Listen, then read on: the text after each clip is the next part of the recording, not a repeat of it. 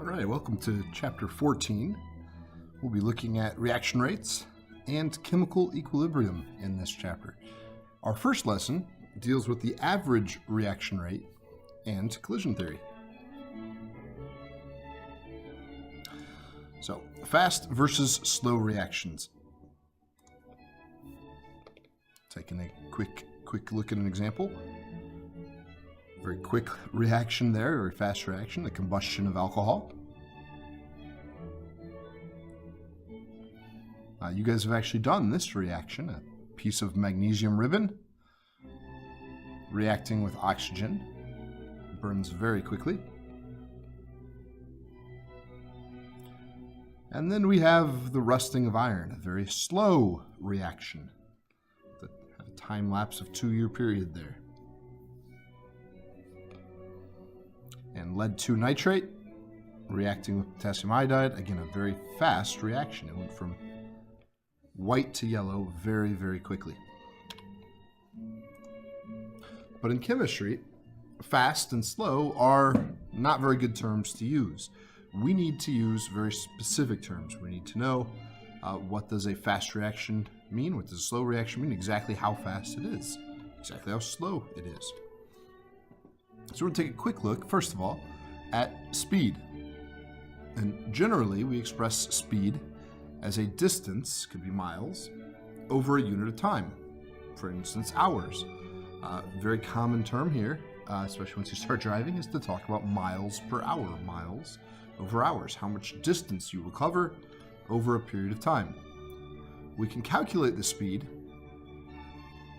by finding the difference between how far you drove, so your final distance minus your initial difference, and divide it by the amount of time it took you to drive that distance. Your final temperature minus your initial temperature. So the change in distance over the change in time. Quick example, a car travels 30 miles in 25 minutes. Well, we started at mile 0, we ended at mile 30. We started at minute 0, we ended at minute 25. So our speed was 1.2 miles per minute. Hopefully calculating speed is familiar to you. We do something very, very similar in chemistry. Instead of calling it a speed, we call it a rate of a reaction. And the way that we determine it is by the change in concentration over the change in time. The concentrations are usually molarity, so moles over liter, or capital M for molarity. And I think this is the first time you're going to see brackets around a specific ingredient, a reactant or a product, and those brackets represent concentration. So you will, in this chapter, most often see NO2 instead of brackets, and you'll have to know that those brackets represent your concentration or your molarity of NO2. These are one and the same, but again, for this chapter, we'll usually use brackets. So for the reaction A plus B yields reactants D plus C, we can find the average reaction rate. Again, just like we did with speed, distance over time, we can find the change in concentration. Here's our concentration final minus our initial concentration over the change in time. So our change in concentration over our change in time. Notice the negative symbol. If you're using a reactant, your change in concentration is going to be negative. It's going to go down. You'll have a smaller final concentration than what your initial concentration was. We don't have a negative rate, so to cancel out the negative, we put the negative sign out in front to make sure that you end up with a positive rate of reaction. Vice versa, we could do this for either of our reactants, A or B, or we could do it for our products also. How quickly are our products being formed? So there's product C, your final concentration minus your initial concentration of product C over the change in time. Again, notice we don't need to have negative symbols here because our change in our products will be positive, will be going up. reaction rates should always be positive. The units we'll usually use for a reaction rate are moles per liters per second. So again, if you think about concentration, that would be moles over liters. And then we're adding in time. We're usually going to use the unit of second when we work with time. So we'll have liters and seconds both on the bottom. So moles per liter per second. Now, working through a quick example with you here. We have a reaction between butyl chloride and water. The concentration of butyl chloride is 0.22 molar at the beginning of the reaction. At 4 seconds into the reaction, the concentration of butyl chloride is 0.1 molar. Calculate the average reaction rate over this given time period. And I like to list out my variables. I think it really helps. It's not something you have to do, but I really think it helps. And we're going to do our final concentration minus our initial concentration divided by our final time minus initial time. Because this is a reactant, we need to have the negative symbol out here to make sure that we cancel out the negative change in our concentrations. So I can plug in the variables. I've got them listed over here. That makes it nice and easy. My final concentration was 0.1 molar. My initial concentration was 0.22 molar. My final time was 4 seconds. My initial time was 0 seconds. I can crunch those numbers and I can find an average reaction rate of 0.0300 moles per liter per second. All right, chemical reactions. So why are chemical reactions happening quickly or slowly or sometimes not at all? Let's take a look at the nature of some of these chemical reactions. I'm going to start off by using the example of carbon monoxide and nitrogen dioxide. And they will react to form carbon dioxide and nitrogen monoxide. If we calculate the Gibbs free energy, remember that from last chapter, for this reaction, it's at 0 degrees, it's about negative 222.9 kilojoules per mole. A negative Gibbs free energy implies that this would be a spontaneous reaction. And it is. But it happens unnoticeably slowly. If you had these two gases, carbon monoxide and nitrogen dioxide, at room temperature, it would be very tough to see or to recognize that this reaction were occurring. It would happen very, very slowly, despite the fact that it is spontaneous. There's a lot more that's going into how fast these reactions happen, a lot more than just your enthalpy, entropy, and spontaneity. We're going to start with collision theory. So collision theory states that these atoms and ions and molecules must collide in order to react. But not all collisions produce the reaction we're looking for. Here's an example of our carbon monoxide and nitrogen dioxide from the previous slide. And if they don't collide in the correct orientation, here they've got the oxygens facing each other, they just bounce off one another. Or vice versa, this is not the correct orientation. To have the carbon and oxygen lining up with the nitrogen with his two oxygens, that orientation is not correct, the reaction will not happen. Here is the proper way for this reaction to happen. We need to have the carbon back in to the oxygen of the nitrogen dioxide. If the reaction doesn't happen like this, image C, it won't happen. Here in the middle, we form what's called the activated complex. There's a temporary arrangement of the molecule before it's able to release and fill its new molecule, or the products. But just because we have our reactants lining up in the correct orientation doesn't guarantee you're going to have the reaction happen. In addition to having these reactants lined up correctly and running into each other correctly, they also have to have enough energy to get over what we call the activation energy, which we'll take a look on the next slide here. So here we have four examples of collision theory, and only one of them actually produces the products we're looking for. So there's a lot more going on with these reactions than simply how much energy is given off. Is it a negative delta G or a positive delta G? Is there entropy? A lot more is going on with these reactions. So as promised, a quick slide on activation energy.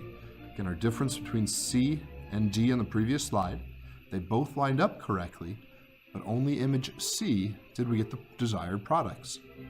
The reason for that is image D doesn't have enough energy.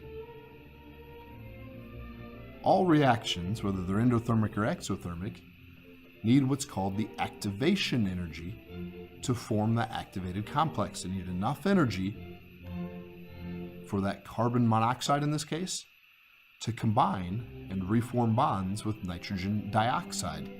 It takes a little bit of energy to form that.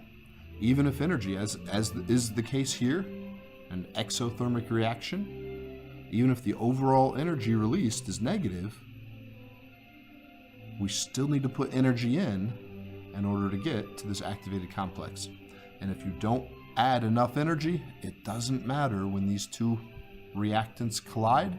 It doesn't matter. They won't be able to get over this hump, and you will not form your products no matter how much energy is released. So the larger this activation energy becomes, the more difficult it becomes for the reaction to occur. You need more and more energy to get over that hump, and it's less and less likely that the reaction happens, even if the reaction is exothermic.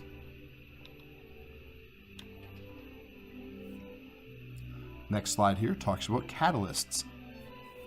Catalysts speed up a reaction. So here we have that same chart as before.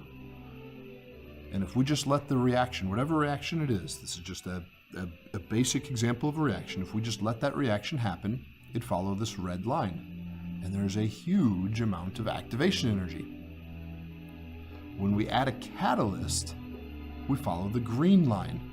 And you notice that initial hump is not nearly as high. It's a much more overcomable hump.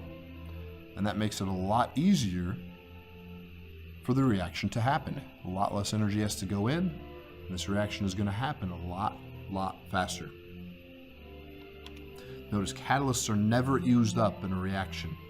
That's where we don't put them into the reaction. We can have two reactants and two products, and if there's a catalyst involved, we just put that chemical symbol, whatever the catalyst is, over the arrow, but not actually into the reaction. It's not a reactant nor a product. It doesn't change. Here's a picture of a catalyst at work. This would be a biological catalyst called an enzyme. And what a lot of catalysts do is they have a very specific shape that grabs the reactants, in this case called substrates, and it forces them to react, to collide in the correct orientation. And if we take a look at just the substrates by themselves, the reactants by themselves, there's a lot of different ways this red and yellow reactant could collide that will not form the circle shape that's needed for the product. You could have the rounded edge of the yellow and the rounded edge of the red could be facing the wrong direction. We could have them upside down. We could have the two nods here, this one and this one, cancel each other out. There's only one very specific way that these substrates can align. And again, oftentimes what a catalyst does is it makes certain that when the collision happens, the substrates are being held in the correct orientation, and therefore they will react and they will form the product. Again, the catalyst itself is not used up. Here the enzyme is released, he's back to his initial state, and he can go and find two other substrates and do the whole reaction all over again, start over from scratch. The enzyme is not used up in this reaction. Inhibitors are kind of the opposite of catalysts. Inhibitors will slow down a reaction and sometimes completely prevent it from happening. Here's a picture of two different inhibitors. So this first inhibitor is what's called a competitive inhibitor, and it's actually going to take the place that the substrate needs to fit into. So it's competitive, it's blocking that substrate from entering the active site on the enzyme, and therefore they'll never get in, and the reaction probably won't happen. This other example is a non-competitive inhibitor. So this inhibitor didn't necessarily take the active site that the substrate needed, but he interacted with the enzyme at a different place. Again, that's why he's non-competitive. He's interacting in a different place, and that will oftentimes change the shape of the enzyme, which disallows the substrate now from fitting in. He has ruined the active site, even though he didn't interact with the active site himself. So both of these are examples of inhibitors that are stopping, or at least slowing down, the reaction from happening. Catalysts and inhibitors are really, really important, both in chemistry and in biology. If you've taken upper-level biology classes, you probably remember reading and studying enzymes, catalysts, and probably even inhibitors. If you haven't taken those classes yet, you probably will soon. Very important biological and chemical processes. So, in addition to spontaneity and Gibbs free energy, entropy and enthalpy, there are a lot of things that affect how fast the reaction happens, the rate of the reaction. So first of all, the nature of reactants.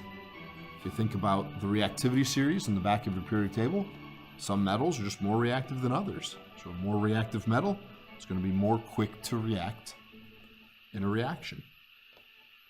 The concentration of reactants from products. How concentrated, how much of each reactant do you have? Surface area. So a larger surface area allows for more collisions. More collisions lead to more reactions. The temperature. As you increase the temperature, you're increasing the energy. More energy means the particles are moving faster. They're more likely to collide, and more likely to collide with enough energy to get over the activation energy barrier. So more energy will change the rate of reaction. And then, as we just discussed, catalysts and inhibitors will also speed up or slow down reactions.